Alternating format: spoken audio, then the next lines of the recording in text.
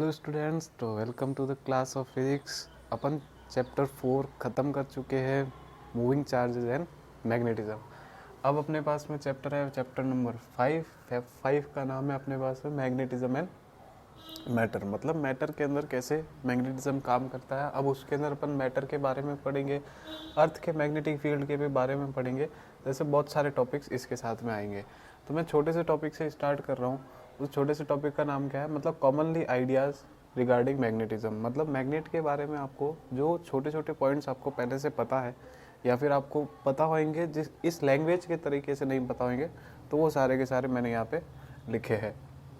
तो सबसे पहला पॉइंट क्या है अपने पास में, earth behaves as a magnet with magnetic field pointing approximately from the geographic north to the south. अब बोलोगे आपको पता है कि नॉर्थ टू साउथ होता है, साउथ टू नॉर्थ नहीं होता है। तो पहले से बता देते हैं। जैसे अपने पास में ये अर्थ है तो अपने को पता है ये नॉर्थ कहलाता है और ये अपने पास में साउथ। तो इसे बोलते हैं जियोग्राफिक नॉर्थ और इसे बोलते हैं जियोग्राफिक साउथ। अगर अर्थ एक मैग्नेट की तरह काम कर रहा है तो मैग्नेट को अपने को कैसे लगाना पड़ेगा, ये नॉर्थ पोल है तो नॉर्थ पोल के साथ में हमेशा कैसा होना चाहिए, साउथ। और यहाँ पे अपने पास में कैसा होना चाहिए, नॉर्थ होना चाहिए। तो अब आप देख सकते हैं कि अगर अपन मैग्नेटिक फील्ड बनाए तो अपने को पता है नॉर्थ से निकलती हुई एंड साउथ में जाती हुई। तो ये मेरे पास में इस डायरेक्शन में अपने पास में क्या है, मैग्नेटिक फील्ड की डायरेक्शन हो जाती है। तो वो अपने पास में पॉइंट कैसे करता है, जियोग्राफिक नॉर्थ टू साउथ, ऐसे अपने को पॉइंट करता है। तो पॉइंट हमेशा नॉर्थ की तरफ दिखाता है, तो साउथ टू नॉर्थ दिखा रहा है, तो इसीलिए मैंने क्या लिखा है, south to north. Second point है when bar magnet is freely suspended. मतलब अपन ने रस्सी से लटका के बार मैग्नेट को झूलने के लिए छोड़ दिया है, तो it's point in north south direction, वो हमेशा क्या दिखाएगा, नॉर्थ साउथ डायरेक्शन दिखाएगा। जो टिप अपने को जियोग्राफिक नॉर्थ दिखाएगी, मतलब ये वाला पॉइंट दिखाएगी, अपन उसको क्या बोलेंगे, north pole of the magnet या फिर मैग्नेटिक नॉर्थ अपन बोलेंगे। एंड दूसरा वाला जो अपने को दिखाएगी, मतलब एक साइड अपने को दिखा रही है तो उसके सामने वाला अपन अपने आप में मान लेंगे, उसे बोलेंगे मैग्नेटिक साउथ। तीसरा पॉइंट अपने पास में, there is a repulsive force between north pole and the north pole. मतलब दो नॉर्थ पोल अगर पास में लेके आए तो वो रिपेल करेंगे, तो रिपल्सिव फोर्स होएगा। And same to same attractive force कब होएगा, जब एक नॉर्थ पोल और एक साउथ पोल अपने पास में आएगा। तो ये अपने को ये चीज़ें छोटी छोटी पता है। फिर अपने पास में we can not isolate both the poles of the magnet. Isolate मतलब नॉर्थ पोल और साउथ पोल को अपन अलग अलग नहीं कर सकते। जैसे इसने बोला कि अगर बार मैग्नेट को दो पर्टिकुलर मतलब हाफ में बांट दिया जाए तो अपने को दो सिमिलर बार मैग्नेट मिल जाएंगे, बस उनकी प्रॉपर्टी थोड़ी सी क्या हो जाएगी, वीक हो जाएगी। इसका मतलब क्या हुआ, इलेक्ट्रिक चार्जेस के जैसे मैग्नेटिक मोनोपोल्स एग्जिस्ट नहीं करते। मतलब इलेक्ट्रिक चार्जेस में प्लस चार्ज अपने को अलग मिलता है, माइनस अपने को अलग मिलता है। सेम टू सेम मैग्नेटिक में अपने को नॉर्थ और साउथ ये दोनों अलग अलग नहीं मिलेंगे, साथ में ही मिलेंगे। और लास्ट पॉइंट है, it is possible to make magnets out of iron and alloys. Iron से भी बन सकता है और अलॉय से भी बन सकता है। तो ये चीज़ याद रखना। और इन एक्चुअली मैं पिछले चैप्टर में बता चुका हूँ, मैग्नेट कैसे बना है, कहाँ से आया है, ये अभी तक किसी को नहीं पता है। किस मैटर से बना हुआ है ये भी नहीं पता है। बस इन चीज़ों से भी अपन बना सकते हैं। तो नेचुरल मैग्नेट जो है वो पहाड़ों से ही मिलता है और असली में नेचुरली होता है, वो अलॉय नहीं होता है। ठीक है, तो इसके बाद में अपन चलते हैं थोड़ा सा बार मैग्नेट की तरफ। उसके बाद में फिर कुछ फील्ड लाइंस के भी बारे में कुछ जानकारी है, तो वो भी आपको बताते हैं। तो बार मैग्नेट अपने पास में क्या होता है, जो अपन नॉर्मल मैग्नेट देख रहे हैं वही अपने पास में क्या कहलाता है, बार मैग्नेट कहलाता है। ब्लैक कलर का जो छोटा सा आता है। अब उसका शेप आपने देख रखा होगा, एक अपन इस शेप में देखते हैं जो अपने पास में रेक्टेंगल की शेप का होता ही है। ठीक है, कोई बोले कि हमने सर्कुलर शेप भी देखा है। ठीक है, कोई बोले हमने बड़ा सा एक शीट शेप भी देखा। तो सारे के सारे क्या है, बार मैग्नेट है। फ़र्क इतना है, जैसे अब ये वाला है तो इसके अंदर नॉर्थ पोल इधर होता है तो साउथ पोल इधर होता है। जब सर्कुलर वाला है तब अपन उसको 3D में देखें तो वो अपने को कुछ ऐसा दिखेगा ना, क्योंकि वो थोड़ा सा थिक होता है। थिक होने की वजह से क्या है कि उसको अगर बीच में से काटा जाए तो एक प्लेट ऊपर आएगी, एक प्लेट नीचे जाएगी। तो वो उन दो प्लेट्स में, मतलब नॉर्थ पोल ऊपर होता है, साउथ पोल ऐसे होता है, तो वो दो शीट में बटा हुआ था। इसके जैसा नहीं होता। और बड़ी सी शीट अगर ले लें तो बड़ी सी शीट में भी उसको दो पार्ट्स में बांटे, तो ऊपर वाला नॉर्थ और नीचे वाला साउथ, या फिर एक्सचेंज हो सकता है। तो ऐसे क्या है, मैग्नेट्स को क्या है, बनाया जाता है। तो बार मैग्नेट में ज़्यादा खासियत नहीं है, ये इसकी फील्ड लाइंस मैंने बना रखी है। अंदर तो कहाँ से कहाँ जाता है, साउथ से नॉर्थ, लेकिन बाहर की तरफ नॉर्थ से हमेशा कहाँ जाएगा, साउथ से ही जाएगा। ये हमेशा इसका फिक्स रहता है। एन मतलब नॉर्थ है, एस मतलब साउथ पोल है, और फील्ड लाइंस स्टार्ट होती है नॉर्थ से और ख़त्म कहाँ पे हो जाती है, साउथ पोल पे उसकी ख़त्म हो जाती है। मेन उसके लिए क्या है, फील्ड लाइंस के बारे में पूछा जाता है। क्या होता है, देखो magnetic field lines of a magnet form continuous close loop. Close loop कैसे, जैसे ये नॉर्थ पोल से निकला और साउथ पोल पे आके ख़त्म नहीं होता है, साउथ पोल के अंदर से भी ये नॉर्थ पोल की तरफ जा रहा है, मतलब ये पूरा का पूरा जिस पॉइंट से स्टार्ट हुआ है उसी पॉइंट पे आके ये ख़त्म भी हो रहा है, मतलब एक पूरा लूप बना रहा है। वो बोला कि ऐसे नहीं कि इलेक्ट्रिक डाइपोल जहाँ पे फील्ड लाइंस क्या है, पॉजिटिव से स्टार्ट होती थी और नेगेटिव पे ख़त्म हो जाती है, ये वाली। तो इसमें क्या, पॉजिटिव से स्टार्ट हुआ, नेगेटिव पे गया, नेगेटिव से वापस पॉजिटिव पे नहीं आता। यहाँ पे देखो नॉर्थ से साउथ पे गया, लेकिन साउथ से वापस नॉर्थ पे भी आ रहा है। तो ये मैग्नेटिक फील्ड लाइंस क्या बनाती है, एक क्लोज्ड लूप बनाती है। और इलेक्ट्रिक फील्ड लाइंस अपने क्या बनाती थी, एक कंटिन्यूस कर्व बनाती थी। तो ये अपने को याद रखना है। फिर दूसरा है अपने पास में tangent to the magnetic field line at a given point represent the direction of the net magnetic field. अगर मान लो जैसे ये मैग्नेटिक फील्ड, अब मैं इसके ऊपर टेंजेंट खींचूंगा, तो ये इस पॉइंट में मैंने इसका टेंजेंट खींचा, तो ये मेरे को किसका डायरेक्शन देगा, मैग्नेटिक फील्ड का, और नेट देगा, मतलब इसके ऊपर जितने भी मैग्नेटिक फील्ड लग रहे हैं उनका ये वेक्टर सम करके ही मेरे को क्या है, मैग्नेटिक फील्ड का डायरेक्शन देगा। तो वो मेरे को direction of the net magnetic field का मिल जाएगा। तीसरा है larger the number of field lines crossing per unit area. अब देखो जैसे मैं एक एरिया यहाँ पे बना रहा हूँ, एक एरिया में यहाँ पे बना रहा हूँ, एक एरिया में यहाँ पे बना रहा हूँ। अब देखो एरिया की साइज़ तो हर बार अलग अलग है, लेकिन फ़र्क इतना है कि हर एक एरिया से कितनी फील्ड लाइंस जा रही है।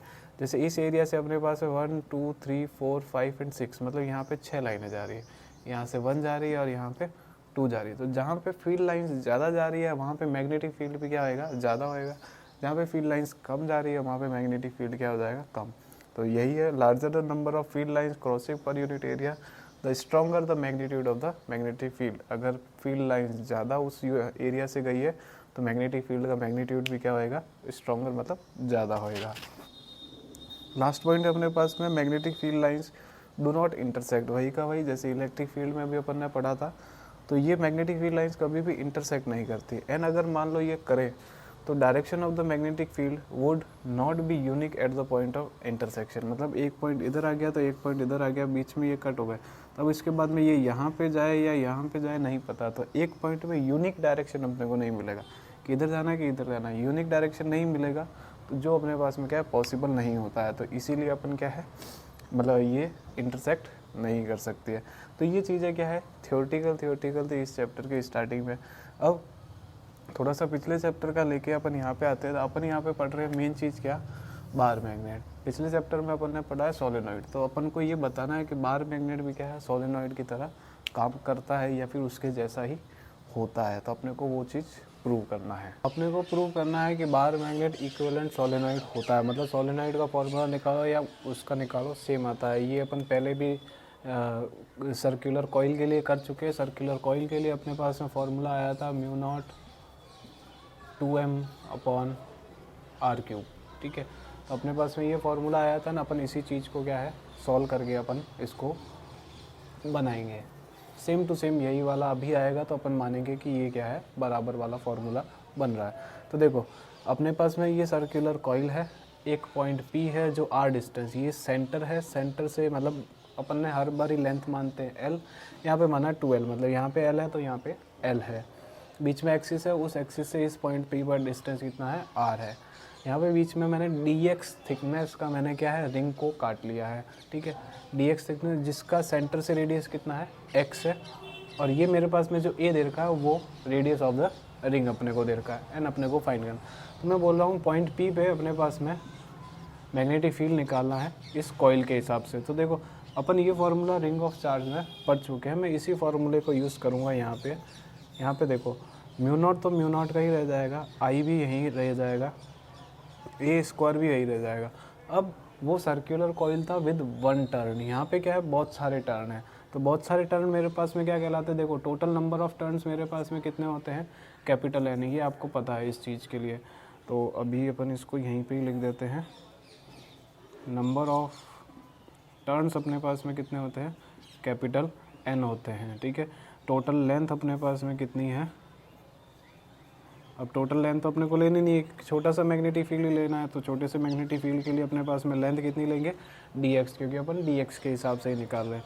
तो अपने पास में number of turns per unit length, मतलब स्मॉल एन मेरे पास में क्या आ जाएगा, capital N upon D X. तो कैपिटल एन मेरे पास में क्या हो जाएगा, एन डी एक्स। तो ये मैं यहाँ पे क्या है पुट कर दूंगा कि कैपिटल एन मतलब नंबर ऑफ टर्न्स मेरे पास में कितने हैं, अपॉन में 2 आर, आर मतलब इसकी डिस्टेंस, ठीक है। अब मैं डी एक्स के हिसाब से निकाल रहा हूँ, ना कि सेंटर के हिसाब से। तो डी एक्स के हिसाब से इस पी का डिस्टेंस, देखो सेंटर से पी का डिस्टेंस है आर, सेंटर का इस छोटे से डी एक्स पार्ट से डिस्टेंस कितना है एक्स। तो यहाँ आर में से एक्स को माइनस करना है, तो ये हो जाएगा आर माइनस एक्स का होल स्क्वायर, ये डिस्टेंस। और अभी भी रेडियस तो रेडियस ही है, मतलब ए स्क्वायर का पावर 3/2। ये फॉर्मूले का मेरा क्या है प्रॉपर यूज़ हो गया।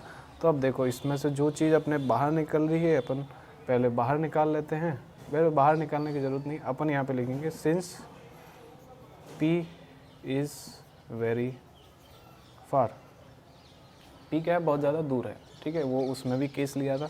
तो अगर बहुत ज़्यादा दूर हो जाने की वजह से therefore R minus x is equivalent to R, वो किसके बराबर हो जाएगा, R माइनस एक्स, मतलब ये x इसके सामने क्या है बहुत ही ज़्यादा छोटा है, ठीक है। तो मेरे पास में ये फॉर्मूला किस में चेंज हो जाएगा, तो D B is equal to mu naught I A square N D X upon 2 bracket में R square plus A square की पावर 3/2, ठीक है। यहाँ तक अपने को आ गया। अब उसके बाद में सिंस अपने को ये भी पता है radius a is very very less than R, ये रेडियस भी क्या है इस डिस्टेंस से बहुत ज़्यादा छोटा है। तो यहाँ में से क्या है ए को हटा दो, तो D B is equal to mu naught I A square N D X upon 2, और यहाँ पे मेरे पास में सिर्फ आर स्क्वायर की पावर 3/2। तो आप बोलोगे सर यहाँ से ए स्क्वायर हटाया तो यहाँ से भी हटा दो, तो ये चीज़ नहीं हटेगा। ये चीज़ अपने को याद रखना है, हमेशा ए आर से छोटा है, तो सिर्फ कंपैरिजन वाली चीज़ में से ही अपने को क्या है ए को हटाना है, हर जगह से नहीं हटाना। यहाँ पे ए स्क्वायर है लेकिन ए स्क्वायर का कंपैरिजन आर से नहीं है, तो अपन उसको नहीं हटा सकते। अगर यहाँ पे ए स्क्वायर प्लस आर होता तो मैं ए स्क्वायर को हटा देता, लेकिन यहाँ पे कंपैरिजन नहीं है तो इसको मैं नहीं हटाऊंगा। सिर्फ नीचे वाले यहाँ पे कंपैरिजन है, प्लस माइनस होना चाहिए, मल्टीप्लाई में नहीं हटेगा, सिर्फ प्लस माइनस में हटेगा। तो यहाँ पे है तो मैंने ये चीज़ हटाया। ये तुम इलेक्ट्रिक फील्ड मतलब डाइपोल वाला जब निकाला है अपन, जब भी निकाले तब सब में अपने सिर्फ कंपैरिजन वाले चीज़ को ही हटाया, हर जगह से नहीं हटाया। तो आपको ये चीज़ याद रखना है, ठीक है। तो ये हो गया मेरे पास में आर डी एक्स। अब अपन इसको क्या कर सकते हैं इंटीग्रेट, तो यहाँ पे इंटीग्रेट करते यहाँ पे तो हो जाएगा बी, ये mu naught I A square N upon 2, और ये सॉल्व होके हो जाएगा कितना आर क्यूब, एंड ब्रैकेट में अपने पास मतलब ब्रैकेट में क्या इंटीग्रेशन में करूँगा डी एक्स। अब डी एक्स मतलब मेरे पास में क्या है थिकनेस है, कहाँ से कहाँ तक पूरी लेंथ का मेरे को लेना है। तो अपन यहाँ पे प्लस एल यहाँ पे माइनस एल, मतलब ये एक्सिस को अपन 0 मान के करते हैं, तो यहाँ पे प्लस एल जा रहा तो यहाँ पे कितना जा रहा माइनस एल। तो अपन यहाँ पे कर लेते हैं माइनस एल से प्लस एल, तो ये हो जाएगा mu naught I A square N upon 2 R cube. इसका इंटीग्रेशन हो जाएगा एक्स माइनस एल से प्लस एल तक। तो लिमिट्स पुट करो तो mu naught I A square N upon 2 R cube, पहले प्लस एल फिर बीच में माइनस फिर माइनस एल, तो ये हो जाएगा 2l हो जाएगा अपने पास में। तो mu naught is equal to ये हो जाएगा mu naught I A square N bracket में 2l अपॉन 2 आर क्यूब। अब बोला कि अभी तक तो ये फार्मूला तो आया ही नहीं, तो ये फार्मूला आने के लिए अपने को जुगाड़ करना। जुगाड़ कैसे करना है देखो, जैसे मैं यहाँ पे कर लेता हूँ 2 पाई से मल्टीप्लाई डिवाइड करने में कुछ नहीं जा रहा, कर देंगे वापस। ये 2 पाई से 2 को मल्टीप्लाई करेंगे तो कितना बन जाएगा 4 पाई, और म्यू नॉट से मिला देते हैं तो b is equal to mu naught upon 4 pi, ठीक है। अभी तक यहाँ पे हो गया। अब देखो ये मेरे पास में पाई, ये ए स्क्वायर, ए अपने पास में क्या है रेडियस, तो पाई आर स्क्वायर मेरे पास में क्या बन जाएगा एरिया। तो ये मेरे पास में हो गया area N into 2l, N मेरे पास में क्या है number of turns per unit length, और डी एक्स मतलब मेरे को टोटल लेंथ। तो टोटल लेंथ मैंने यहाँ पे मानी भी कितनी है 2l। अगर मैं यहाँ पे डी एक्स पार्ट की नहीं करता पूरा करता तो मैं यहाँ पे लेंथ कितनी लेता 2l, तो यहाँ पे मैं क्या लिखता n इंटू 2l। तो यहाँ पे मेरे पास में n इंटू 2l किसके बराबर हो जाएगा कैपिटल L के बराबर हो जाएगा। तो ये मेरे पास में कैपिटल N हो गया। अब कौन बच गया I, तो I को ऐसे ही रहने दो, ठीक है। और फिर अपन बच गया, देखो n हो गया, 12 हो गया, a² भी हो गया, पाई भी हो गया, आई भी हो गया और म्यू नॉट भी हो गया, तो बच गया ये अकेला 2। तो ये 2 पीछे अपन दे देते हैं। अपॉन में इसके पास पड़ा है, ये 2 जा चुका है, तो आगे अपने पास में r³। तो देखो म्यू नॉट अपॉन 4 पाई, n अपने को पता है NIA अपने पास में क्या होता है, मैग्नेटिक डाइपोल मोमेंट, पिछले चैप्टर में ही पढ़ा है। तो ये रहा मेरे पास में NIA, तो ये मेरे पास में बन जाएगा मैग्नेटिक डाइपोल मोमेंट। तो अपन इसको लिखेंगे ऐसे, जो मेरे पास में बार मैग्नेट के जैसे हो गया। तो यही वाला फॉर्मूला अपन ने पहले भी किया था फॉर सोलेनोइड, तो यही वाली चीज़ अपने पास में पहले भी आ गई, तो वो मेरे पास में इक्विवेलेंट हो गया। यही एक्सप्रेशन पहले भी आया था, यही एक्सप्रेशन अभी भी आ गया, तो मेरे पास में bar magnet as an equivalent solenoid, वो सोलेनोइड के क्या है, एक जैसा ही है। तो इस तरीके से अपन क्या है, इसको इक्विवेलेंट प्रूव करते हैं। अब यही चीज़ से क्या है, अपने को ये पता होना है, क्योंकि अभी तक अपन जो भी पढ़ रहे हैं वो मैग्नेटिक फील्ड क्या है, यूनिफॉर्म नहीं है। हर बार जैसे सेंटर पे क्या होता है, अपने पास मैक्सिमम होता है, और जैसे जैसे दूर जाते हैं मैग्नेटिक फील्ड क्या होता जाता है, कम होता जाता है। तो यूनिफॉर्म वाला नहीं है। अगर मान लो किसी मैग्नेटिक फील्ड में अपन किसी को रखें, तो अपने को ये पता चलेगा कि कितनी देर के लिए रखा गया है, फिर उसके ऊपर जो भी रिएक्शन मतलब फोर्स लग रहे होंगे, जो भी लग रहा होगा वो भी अपन चेक कर सकते हैं। लेकिन वो मैग्नेटिक फील्ड था कितना, कैसे आया, वो चीज़ अपने को क्या है, फाइंड करना ज़रूरी है। तो अपन वही चीज़ कर रहे हैं। अपन क्या कर रहे हैं, डाइपोल मतलब यहाँ पे होता है बार मैग्नेट, उसको अपन मैग्नेटिक फील्ड में रखते हैं। तो मैग्नेटिक फील्ड में रखने से अपने पास में उस मैग्नेटिक फील्ड का फॉर्मूला क्या बनता है, मतलब वो कितना मैग्नेटिक फील्ड बनाता है। मैग्नेटिक फील्ड अपने को पता है मैग्नेटिक फील्ड में रखने पे होता क्या है, लेकिन वो कितना मैग्नेटिक फील्ड बनेगा उसका भी अपने पास में एक फॉर्मूला है। तो अपन वो फार्मूला डिज़ाइन करते हैं। तो डाइपोल इन मैग्नेटिक फील्ड, तो अपने को ये चीज़, अब डाइपोल मतलब ये नहीं कि इलेक्ट्रिक डाइपोल लेना है प्लस माइनस वाला, वही डाइपोल मतलब क्या है, अपने पास में वो बार मैग्नेट ही है, जो नॉर्थ पोल और साउथ पोल वाला है।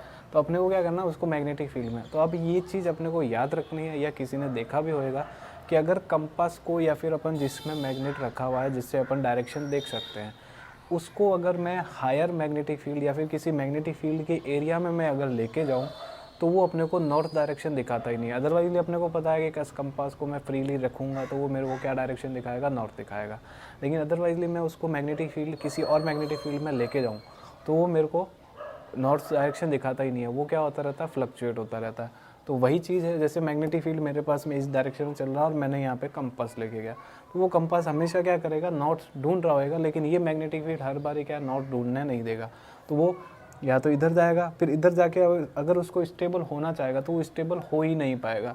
तो वो स्टेबल नहीं हो पाएगा तो वो वापस नीचे चला जाएगा, ड्यू टू इनर्शिया मूवमेंट होता रहेगा। अब कब तक जाएगा, जब तक उसका मैग्नेटिक फील्ड जीरो नहीं हो जाता। तो ये यहाँ पे जाके उसका मैग्नेटिक फील्ड खत्म हो जाएगा, तो फिर वो वापस आना चाहेगा, क्योंकि उसको मैग्नेटिक फील्ड चाहिए उसको चलने के लिए, तो फिर वापस जाएगा। यहाँ पे रुकना चाहेगा लेकिन फिर से वो नहीं रुक पाएगा। तो इस तरीके से हमेशा क्या है कि अगर मैग्नेट को मैं मैग्नेटिक फील्ड में, यहाँ पे मैग्नेटिक फील्ड है, तो अगर मैं उसको मैग्नेटिक फील्ड में लेके आऊँ तो वो हर बारी क्या करता जाएगा, ऑसिलेट करता जाएगा। तो ऑसिलेट करने की वजह से वो एक जगह पे स्टेबल नहीं रह पाता, तो अपने को नॉर्थ डायरेक्शन जो दिखानी चाहिए वो नहीं दिखा पाता। तो अपने को यही चीज़ याद रखना है कि dipole in magnetic field will oscillate, वो क्या करेगा, ऑसिलेट करेगा। ड्यू टू किसके हिसाब से, जो उसको वापस लेके आना चाहता है। वापस लेके आने के लिए अपने को पता है उसका नाम होता है रीस्टोरिंग टॉर्क। एक तो उसको जो अपनी जगह पे वापस लेके आ रहा है, और दूसरा जो चलाने के लिए काम आ रहा है वो अपने पास में कौन आ रहा है, इनर्शिया। ये दो चीज़ें इसको क्या है, ऑसिलेट करने में काम आ रही है। तो इन दो चीज़ों के लिए सबसे पहले अपने को पता है रीस्टोरिंग टॉर्क। रीस्टोरिंग टॉर्क अपने के पास में फॉर्मूला है रीस्टोरिंग टॉर्क का, तो टॉर्क इज इक्वल टू होता है mb sin थीटा। तो अपने को mb sin थीटा इसका फॉर्मूला अपने को पता है, ठीक है। दूसरा अपने पास में इनर्शिया, तो इनर्शिया का फॉर्मूला अपने पास में बाय रोटेशनल मोशन टॉर्क मेरे पास में होता है I इंटू एल्फ़ा। तो अपने पास में एक टाइम पे वो घूमना भी चाहता है और एक टाइम पे वो रुकना भी चाहता है, मतलब ये दोनों टॉर्क क्या होने चाहिए, बराबर होने चाहिए। तो सिंस अपने पास में रीस्टोरिंग टॉर्क और ये अपने पास में रोटेशनल टॉर्क, दोनों क्या होने चाहिए, बराबर होने चाहिए। तो बराबर होने चाहिए मतलब M B sine theta is equal to I alpha for small angle, जो ये मेरे पास में स्मॉल एंगल। अब बोलो कि स्मॉल एंगल कहाँ बना रहा, तो ये अपने पास में स्मॉल एंगल है इसके पास में, ठीक है। अब ये वाला नहीं मान के अपन जैसे मान लो ये एरिया बनाया, तो ये भी मेरे पास में इस मैग्नेट के हिसाब से एरिया वेक्टर इसके परपेंडिकुलर, तो एरिया वेक्टर और मैग्नेटिक फील्ड का बीच का एंगल कितना, थीटा। तो ये वाला अगर स्मॉल एंगल होता है तो साइन थीटा मेरे किसके बराबर होता है, थीटा के बराबर। ये चीज़ मैं पहले भी बता चुका हूँ, 11th में भी बताया, तो ये चीज़ आपको याद रखना है, ठीक है। तो यहाँ पे साइन थीटा किसके बराबर हो जाएगा, थीटा। तो M G theta is equal to I alpha, अपने पास में ये चीज़ चल जाएगा। तो alpha is equal to M G I up into theta. तो अपन ने अब देखो ये थीटा के फॉर्म में हो गया है, मतलब this is simple harmonic motion. 11th में अपन ने ये चीज़ पढ़ा था कि SHM मतलब क्या होता है, एक एक्सप्रेशन जो थीटा की फॉर्म में हो। तो अपन ने एल्फ़ा मतलब एक्सेलरेशन, यहाँ पे ये एंगुलर एक्सेलरेशन है। अपन ने सिंपल हार्मोनिक मोशन में एल्फ़ा का फॉर्मूला पढ़ा है, एक्सेलरेशन का फॉर्मूला अपन ने पढ़ा है A is equal to omega square Y. Is the linear acceleration, angular frequency और वो लीनियर डिस्प्लेसमेंट। तो यहाँ पे देखो एंगुलर एक्सेलरेशन ये अपने पास में जो भी साइड में मान लेते हैं, और ये थीटा अपने पास में क्या है, एंगुलर डिस्प्लेसमेंट। अगर ये एंगुलर है तो ये भी एंगुलर, यहाँ पे ये लीनियर है तो ये भी क्या है, लीनियर है। तो इसी के हिसाब से अगर मैं इसको कंपेयर करूँगा तो मेरे को omega square is equal to मेरे को क्या मिलेगा, एम जी अपॉन आई मेरे को मिल जाएगा कुछ। ओके एम जी नहीं है, ये एम बी है। मैं का एम जी कहाँ से आ रहा है, तो ये मेरे पास में एम बी है हर जगह पे, ठीक है। तो ये एम बी अपॉन आई आ जाएगा। तो यहाँ से मैं ओमेगा स्क्वायर को लिख देते हैं 2 पाई बाय टी का whole square is equal to M B upon I. तो यहाँ से अपन b का फार्मूला निकाल सकते हैं। b का फार्मूला क्या हो जाएगा, 4 पाई आर स्क्वायर मतलब 4 पाई स्क्वायर आई अपॉन एम टी स्क्वायर। ये मेरे पास में मैग्नेटिक फील्ड का फार्मूला बना है। जिस मैग्नेटिक फील्ड में मैं क्या है डाइपोल को रखूँगा तो उसके हिसाब से मेरे को मैग्नेटिक फील्ड का। अब देखो I is the moment of inertia, ये चीज़ अपने को याद रखना। I is not a current. Book में आई का सिंबल अलग तरीके से बना रखा है, तो आप ध्यान रखें। बस अपने को ये भी अपन यूज़ कर सकते हो कैपिटल आई। बस आपको यहाँ पे कैपिटल आई बताना पड़ेगा कि कैपिटल आई यहाँ पे है क्या, मोमेंट ऑफ इनर्शिया। तो बार मैग्नेट है मतलब ये अपने पास में एक रॉड के जैसा अपन मान सकते हैं। तो उस रॉड का अपने को मोमेंट ऑफ इनर्शिया अपने को पता होता है, या जिस भी शेप का अपने को जैसे शीट दे दिया तो शीट का भी अपने को पता होता है, तो अपन उसके हिसाब से उसका मोमेंट ऑफ इनर्शिया निकाल सकते हैं। एम मेरे पास में क्या है, मास, तो उस ऑब्जेक्ट का मास अपने को पता होगा, और कितनी टाइम के लिए वो उस मैग्नेटिक फील्ड में रहा वो अपने को गिवन होएगा। तो अपने को वो बताएगा कि उतने टाइम के लिए रहा तो ये इफेक्ट आया, तो उस मैग्नेटिक फील्ड की वैल्यू पता होता है। अपन उस मैग्नेटिक फील्ड की वैल्यू अपन इससे क्या है फाइंड कर सकते हैं। एंड यहाँ से अपन ने क्या है टाइम का भी फार्मूला निकाल सकते हैं। तो टाइम का फार्मूला अपने पास में क्या आ जाएगा, ये अपने पास में हो जाएगा 2 pi under root I upon M B. तो अगर टाइम पीरियड का फार्मूला चाहिए तो वो भी मैं इसी से ही निकाल रहा हूँ, कोई नया अलग तरीका नहीं है, इसी फार्मूले से निकाल रहा हूँ। तो ये फार्मूले अपने को क्या है याद रखने हैं। ये dipole in magnetic field change आता है अपने पास में कोर्स में।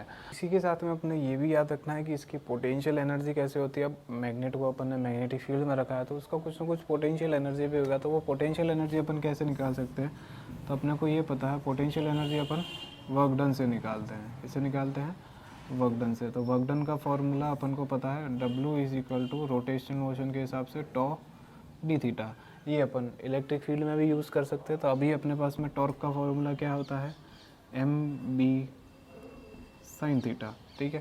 तो अपन इसको सॉल्व करते हैं तो अपने पास में ये क्या आ जाएगा, तो अपन इंटीग्रेट करते हैं तो एम बी आ जाएगा बाहर, साइन थीटा का इंटीग्रेशन क्या हो जाता है कॉस थीटा।